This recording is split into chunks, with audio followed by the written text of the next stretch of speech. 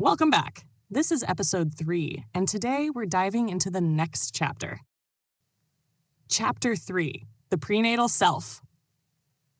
The forerunner of the Fels study on adolescence was an unusual paper that appeared late in 1944. Called War and the Maternal-Fetal Relationship, it grew out of the earlier observations its author Dr. Lester W. Sontag had made about the way certain severe maternal anxieties influenced fetal personality development. All these special stresses revolved around threats to the pregnant woman's husband, and it wasn't just that the women subjected to them bore crankier babies. Their infants' problems seemed to Dr. Sontag to be physically based.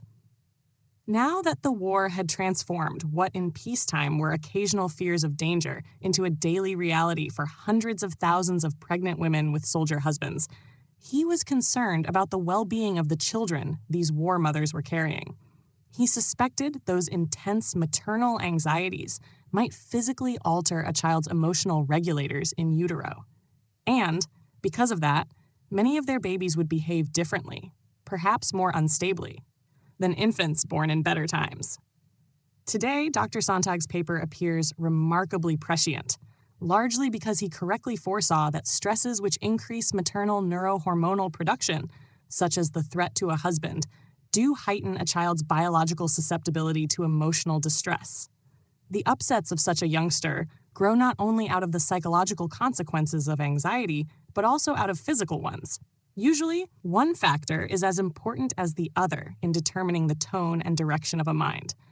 But in these instances, I suspect, as Dr. Sontag did, that the child becomes more emotionally volatile because his body machinery has been significantly altered in utero by an excess flow of his mother's neurohormones. He will continue to grow and change throughout life, but his ability for growth and change will be hindered biologically by his prenatal experiences. Because of his inherent biological limitations, he will sometimes find it harder to function as well as those without these limitations. Dr. Sontag named this phenomenon somatopsychics and defined it as the way basic physiological processes affect the personality structure, perception, and performance of an individual, which makes it the mirror image of psychosomatics. Instead of personality predisposing the body toward ulcers or hypertension, however, in somatopsychics, the person's body machinery predisposes them toward psychological disorders such as anxiety or depression. Everything we are now learning about the intricate neurohormonal loops that link mother to unborn child supports the notions Dr. Sontag advanced in speculative terms a generation ago. Physically, mother and child do not share a common brain or autonomic nervous system. Each has his or her own neurological apparatus and blood circulation system. So these neurohormonal links are vitally important because they are one of the few ways a mother and her unborn child can carry on an emotional dialogue. Usually, this dialogue is initiated by the mother. Her brain, perceiving an action or thought, instantaneously transforms it into an emotion and directs her body to make an appropriate set of responses. The processing itself is done in the cerebral cortex, the brain's outer layer. Directly under it, in the hypothalamus, the perception or idea receives an emotional tone and an appropriate set of physical sensations. This process also works the opposite way.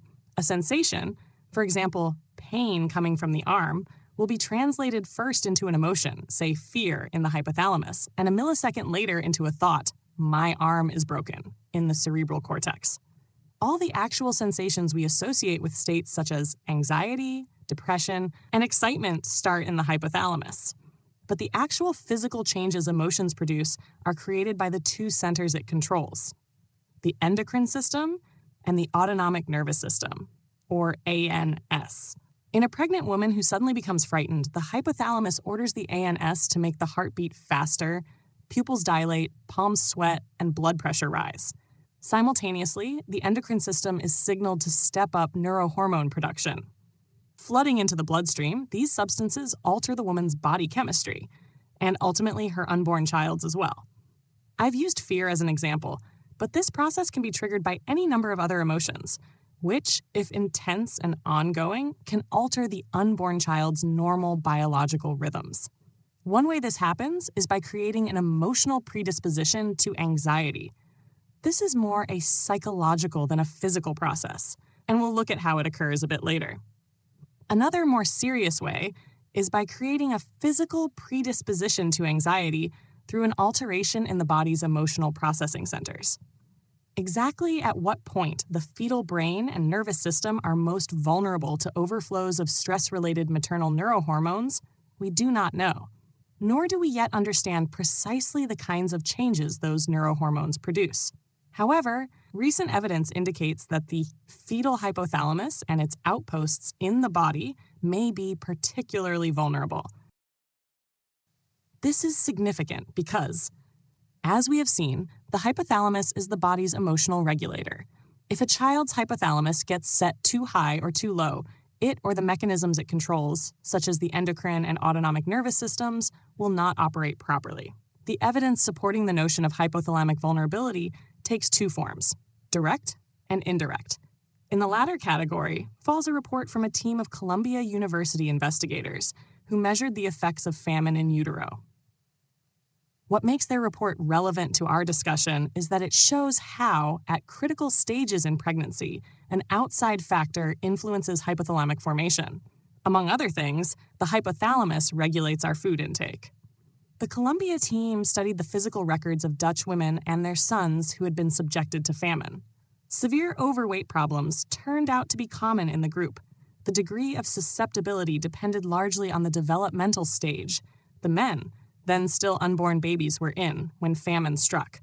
Suffering severe hunger in the first 4 or 5 months of gestation seemed to have the greatest effect. Obesity was unusually common among those men whose mothers had been malnourished then.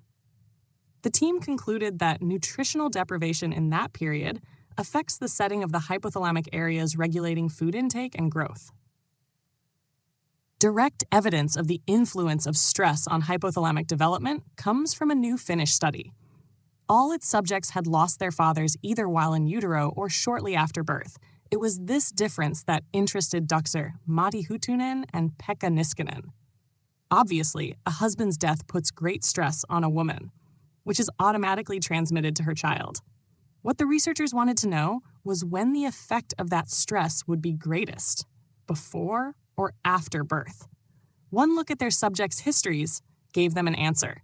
The rates of psychiatric disorders, particularly schizophrenia, were markedly higher among those whose fathers had died before the children were born. To the investigators, this finding seemed to go beyond psychological explanations. To them, the before-birth group's unusual incidence of emotional disorders suggested a biological malfunction. Since the hypothalamus is the body's feeling center, they concluded its integration had been adversely affected by maternal distress. It is important to keep in mind, however, that both these reports measured the effects of extreme distress. Famine and the death of a spouse are hardly common experiences for a pregnant woman. Her stresses and anxieties are usually much less severe, and accordingly, so are the effects of these stresses on her child.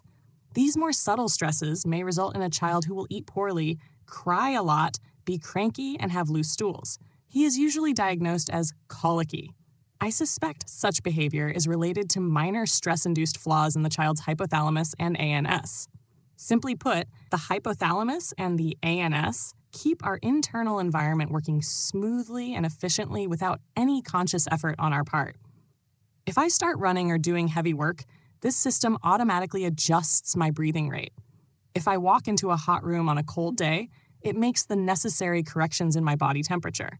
It also regulates the body's digestion and elimination processes, so that if for any reason the ANS or its control center, the hypothalamus, malfunctions, gastrointestinal or bowel problems may occur. This is why I think many of the seemingly undiagnosable cases of gastric distress after birth are due to hypothalamic or ANS disorders. Dr. Sontag agrees. Several years ago, he noted in a paper that an irritable or hyperactive ANS could very possibly cause disturbances of gastrointestinal motility, tone, and function. Or as he put it more forcefully in another report, because the child's irritability involves the control of his gastrointestinal tract, he empties his bowels at unusually frequent intervals, spits up his feedings, and generally makes a nuisance of himself. While this set of conditions may or may not produce feeding problems, it frequently does produce behavioral ones. A child with an irritable, overcharged ANS tends to be high-strung, restless, fidgety, overactive. In the womb, the precursor of such behavior is excessive movement of the kind exhibited by the shy, anxious toddlers I discussed earlier, who had been rated far more active than a comparable group of unborn children. Because of their incessant movement in utero, such youngsters are frequently born slightly underweight. And it is worth noting that in reports on poor academic performance in childhood, the correlation between low birth weight and poor reading performance seems to indicate that these children continue to have problems. Although, like most other academic skills, reading requires a degree of intelligence, it also takes a certain ability to persist at a task. So it is fair to assume that one of the reasons low birth weight babies have trouble reading later is that they are too distractible and restless to sit still long enough to learn how. In other words, their reading problems are a reflection of their behavioral problems. This connection is very prominent in the British National Child Development Study, a large-scale, government-sponsored research project. Not only did the low birth weight youngsters in it tend to read more poorly than their schoolmates, the investigators also found they were more likely to be rated as problems or difficult by teachers. Even more significant, while such factors as sex, order of birth, the mother's smoking, or her age at pregnancy correlated with either poor reading performance or behavioral problems, low birth weight was one of the few variables that correlated with both. At the risk of oversimplification, one could reduce all the findings I have cited into the following formula. Excessive maternal neurohormonal secretion creates an overcharged ANS, which leads to low weight at birth and/or gastric disorders and/or reading difficulties and/or behavioral problems. On a more hypothetical level, based on some recent research, one other element could be added. An overflow of the maternal hormones, progesterone and/or estrogen, leads to imbalance in the fetal nervous system and brain, which in turn leads to constitutional personality disorders. In this case, however, the personality problem would not be related to hyperactivity, but to the child's sex role behavior. Progesterone and estrogen are both present in a pregnant woman's bloodstream. The amount of each depends on an intricate balance of signals between the woman's autonomic and central nervous systems. What controls these signals, and hence the flow of progesterone and estrogen, is what she is thinking, feeling, doing, or saying. In short, like other hormones, these two are ultimately regulated by her emotions. What has suddenly given this long-accepted knowledge an entirely new resonance is a recent study by investigators from the State University of New York, SUNY. Until the early 1970s, when they were banned for this purpose as unsafe in the United States, estrogen or a combination of estrogen and progesterone was used to prevent miscarriages. Women in danger of aborting received quantities of both hormones much larger than are normally present in their systems. The ban was based on the agent's physical hazards, but the SUNY report was the first to show these drugs carry psychological dangers as well. It found that pregnant women given either or both agents during pregnancy bore children with markedly increased feminine traits. The differences were sharpest in girls. But the hormone-exposed boys were also judged more effeminate, less athletic, and displayed significantly less aggression toward their fathers than the non-exposed boys.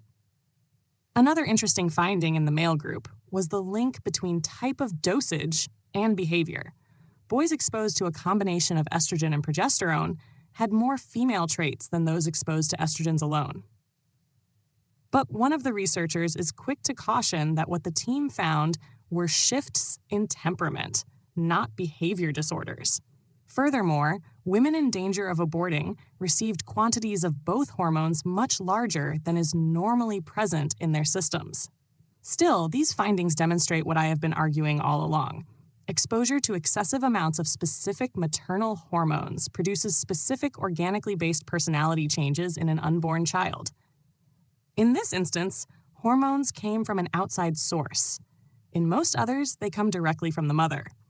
Fortunately, physiological imprinting does not necessarily destine a child to a single, narrow path of personality development. The process I have been describing affects his neurological circuitry, and that those circuits are extremely sensitive to malfunctions in the form of underloads, overloads, or inconsistencies is undeniable. There is no doubt that core feelings such as love or rejection impinge on the unborn from a very early age. But as his brain matures, primitive sensations and feelings grow into more complex feeling thought states and later still into pure ideas. Remember, our best evidence indicates the first stirrings of fetal consciousness do not occur until well into the second trimester. A catastrophic stress in the third or fourth month may alter an unborn child's neurological development, but until about the sixth month, its effect on him is largely, though not totally, physical. Little cognitive content is attached to stress until then because his brain is not mature enough to translate maternal messages into emotion. Emotion involves not just a sensation, but making sense out of the sensation. Rage, for instance, is an inchoate feeling. Only when it receives tone and definition in the higher centers of the brain does it become a complex emotion. To create one, a child must be able to perceive a feeling, make sense out of it, and create an appropriate response. In short, to transform a feeling or a sensation into an emotion requires a perceptive process. That, in turn, involves the ability to do some complex mental calculations at the cerebral cortex level, an ability the child does not attain until his sixth month in utero. Only then, as he gains awareness of himself as a distinct self and is able to convert sensations into emotions, does he begin to be shaped increasingly by the purely emotional content of his mother's messages. As his ability to differentiate and distinguish grows, his own emotional development becomes more sophisticated. He is like a computer who is continually being reprogrammed. At first, he can only do very simple emotional equations. As his memory and experience expand, he gradually acquires the ability to make more discriminating and subtle connections. At 3 months in utero, such complicated maternal messages as ambivalence and coolness largely elude him, though on some primitive level, he may feel a sensation of discomfort. By birth, however, the infant is mature enough to be able to respond to maternal feelings with great accuracy and compose physical, emotional, and cognitive responses. In the studies we have looked at, for instance, the unhappiness of rejected children is plainly evident in their unusually large number of physical and behavioral problems. The happiness of the accepted babies shows up in the form of their relative tranquility. And the ambiguity of the infants of cool and ambivalent mothers manifests itself in their halfway responses. As a group, they are not quite ill, but not quite well either. As every high school biology student knows, living things progress from simplicity to complexity. Physically, just as an unborn child develops in 9 months from a tiny, undifferentiated speck of protoplasm into a highly defined creature with a complex brain, nervous system, and body, emotionally, he grows from an insensate being into one who can register and process very intricate and perplexing feelings and emotions. Another term for this development is ego formation. Ego is the sum of what we as individuals think and feel about ourselves.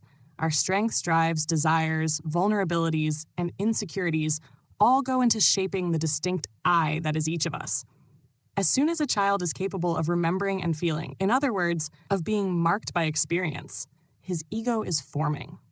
As I have pointed out, Freud believed ego began operating between a child's second and fourth year, not an unreasonable hypothesis, given the evidence available to him at the time. We now know more about the first months of life, physically, psychologically, and neurologically, than Freud could even have guessed. Yet, inexplicably, very little of this knowledge has seeped into the current theories on ego, so it will probably be a decade or two before ego formation in utero becomes part of accepted psychiatric thinking. The mechanics of ego formation, however, have largely been worked out. All we have to do now is learn to apply them to the prenatal period. Because the fetus is mature enough by the second trimester, I believe the unborn's ego begins to function sometimes in that period. His nervous system is now capable of transmitting sensations to his higher brain centers. The value of these largely physiological messages is that they foster the neurological development required for more complicated tasks later. Say, for instance, that a woman's particularly hectic day has tired her unborn child. That tiredness creates a primitive feeling, discomfort, which brings the unborn baby's nervous systems into play. His attempt to make sense of that feeling involves his brain. After enough of these episodes, his perceptual centers become advanced enough to process more complex and subtle maternal messages. Like the rest of us, the unborn gets better with practice. To show how this process begins in utero, let me trace the contribution of one common maternal emotion, anxiety, to ego development. Anxiety, within limits, is beneficial to the fetus. It disturbs his sense of oneness with his surroundings and makes him aware of his own separateness and distinctness. It also pushes him into action. Being excited, upset, or confused by noisy messages is an uncomfortable experience, so he kicks, he squirms, he gradually begins devising ways of getting out of the way of anxiety. In short, he starts erecting a set of primitive defense mechanisms. In the process, his experience of anxiety and what to do about it slowly becomes more sophisticated. What began as a blunt, displeasing feeling he could only distinguish as uncomfortable, over the months grows into something quite different. It becomes an emotion, acquires a source, his mother, prompts his thoughts about that source's intention toward him, forces him to conjure up ways of dealing with those intentions, and creates a string of memories that can be referred to later. The foundations of anger are laid in much the same way, though its roots differ. We know a newborn has a special mad cry, and one of the things that produce it is restraining his movement. Hold his arm or leg, and he screams furiously. Almost certainly, blocking his behavior has the same effect before birth as it does afterward. If his mother happens to sit or lie in an uncomfortable position, he becomes annoyed. Unpleasant sounds, such as his father's yelling, also make him react this way. As with anxiety, however, anger in small doses actually benefits fetal development since it hastens the development of rudimentary intellectual connections. In the case of restraint, for example, the child learns something about cause and effect. The way his mother sits or lies causes cramps and, hence, angers him, and that is a precursor of human thought. Some forms of depression can also originate in utero. Usually, these are produced by a major loss. For whatever reason, illness or a distraction, a mother withdraws her love and support from her unborn child. That loss plunges him into a depression.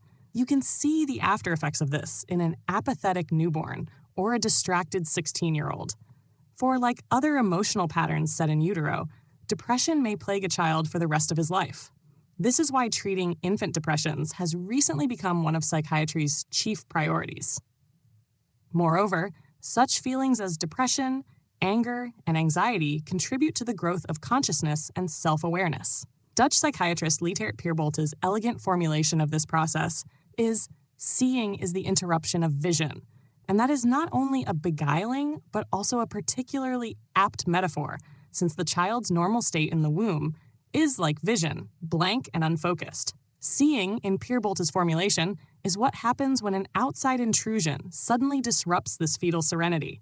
In these moments, the child is like a walker who has been gazing at a landscape when his eyes unexpectedly fall on a beautiful church steeple in the distance.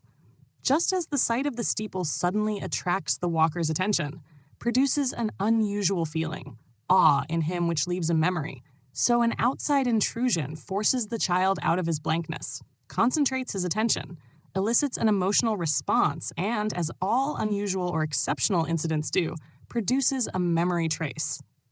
When the number of these moments and memories reaches a certain critical level, Dr. Pierbolt believes, as I do, that they coalesce into self-awareness in much the same way water particles turn into ice crystals when the temperature falls below freezing.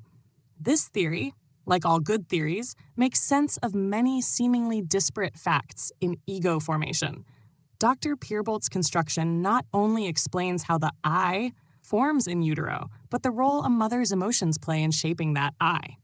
If loving, nurturing mothers bear more self-confident, secure children, it is because the self-aware I of each infant is carved out of warmth and love.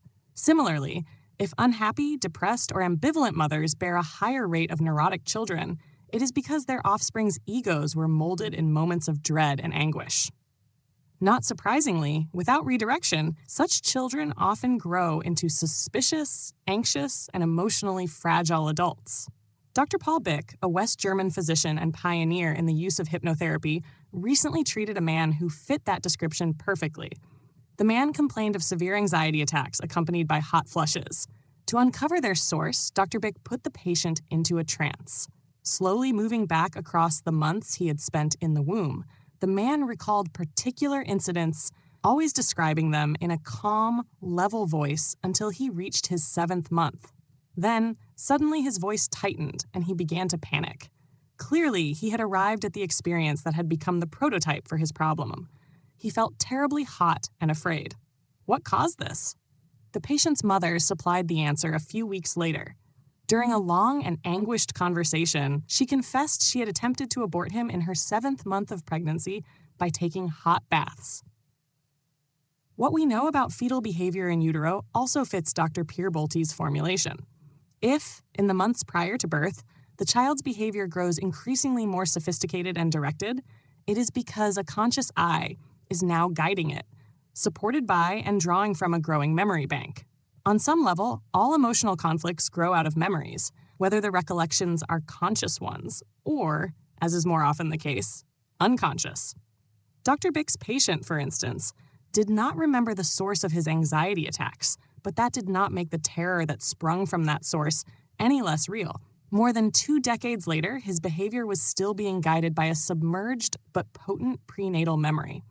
All of us have lost memories that, from their hiding place, the unconscious, can exert a powerful influence over our lives. A few years ago, Canadian neurosurgeon Wilder Penfield demonstrated this in a series of daring clinical experiments. By applying a special electrical prober to the surface of the brain, Dr. Penfield was actually able to make a person emotionally re-experience a situation or event he or she had long forgotten. Each patient, Dr. Penfield wrote in his report on the experiments, does not just remember exact photographic or phonographic reproductions of past scenes and events. He feels again the emotions which the situation actually produced in him, what he saw and heard and felt and understood. This is why long-forgotten slights, defeats, and conflicts continue to pull at us.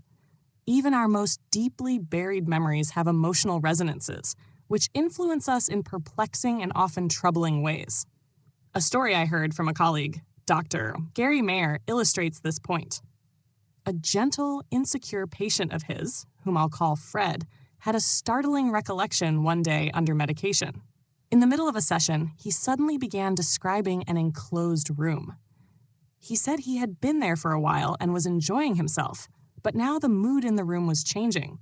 People were crowding around him, pointing their fingers accusingly at him. He felt angry and frightened, and he didn't know what to do. Neither doctor nor patient understood the meaning of this eerie story. But Fred's curiosity was aroused by it, so a few days later, he mentioned it to his mother. The mystery was solved. Fred's tale was a slightly, but only slightly distorted prenatal memory. The scene he described had in fact happened to his mother when she was carrying him, and the incident was every bit as frightening and humiliating as Fred's experience of it. She was in a room full of people at a party when several of her friends learned she was illegitimately pregnant. Although they said nothing, their unspoken criticism hurt her deeply. By now, it should be clear that we know a good deal about the way events and situations shape our personalities. We know that love and caring are essential to the development of a strong I, while maternal anxiety and stress appear to threaten it on nearly every level. What we still don't know enough about, however, is which specific prenatal events produce specific personality traits. The few, largely government-sponsored studies that have attempted to measure the long-term effects of prenatal and birth experiences on children's later academic performance have not gone far enough to be of much help either. These reports tell us very little, really, about why some children do better in school than others, or about the events or situations that produce the emotionally stable, secure self so essential to a good performance in school and in life.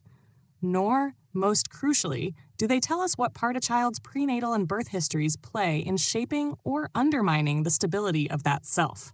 One day, perhaps, we will get that kind of data. In the meantime, we can learn something from the results of a pilot project I conducted in 1979. Though my work was modest in scope and done on a highly select population, people undergoing depth-oriented psychotherapy, I believe the results represent significant predictors of future behavior. I structured the study around two basic categories: prenatal events and birth experiences, which will be examined separately in a later chapter. Then, since I felt it would make interpretation easier, I subdivided those broad categories into two smaller ones: objective events and subjective feelings. That made it possible to distinguish between what people thought influenced them and what really did influence them. As might be expected of any group in psychotherapy, my subjects tended to have highly charged prenatal and birth histories. 66% described their mothers as being under a lot of stress during pregnancy. 47% said she was seriously unhappy.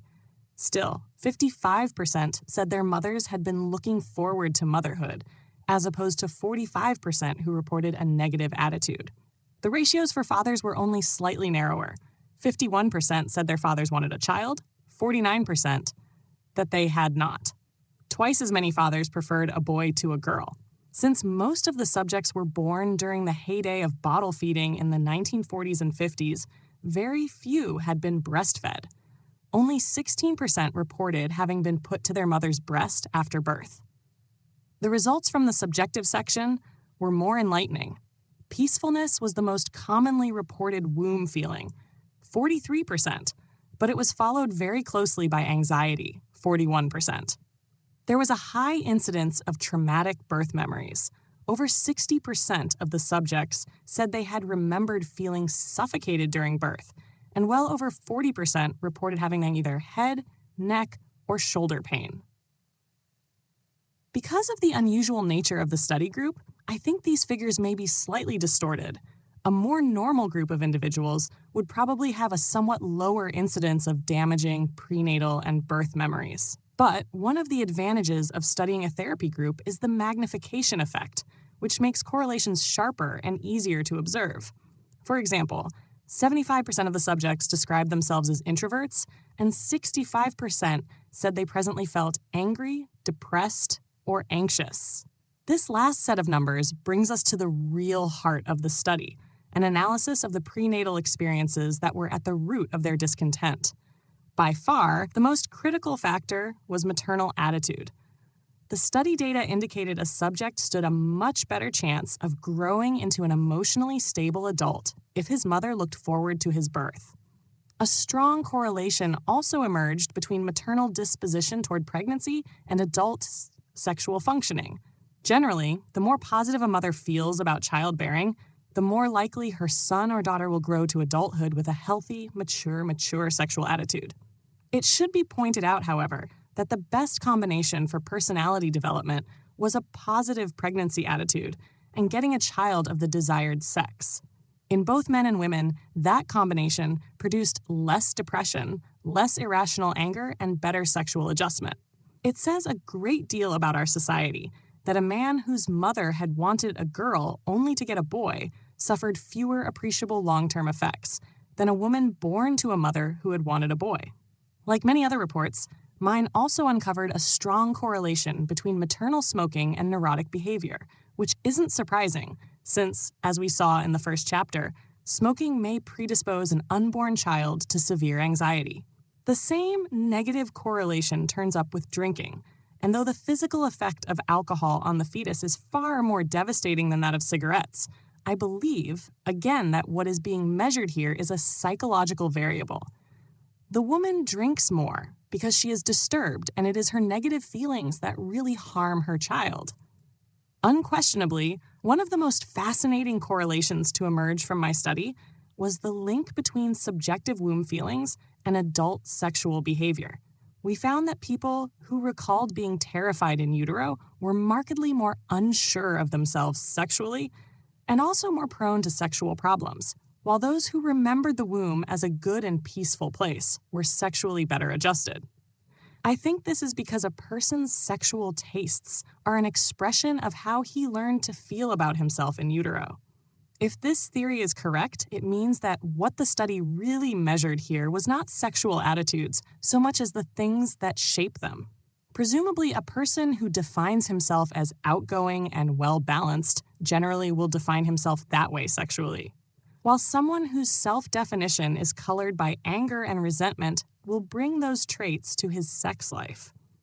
If I seem to dwell excessively on the negative side of a woman's thoughts and feelings in this chapter, it is only because negative emotions have been studied far more exhaustively than such positive ones as nurturing.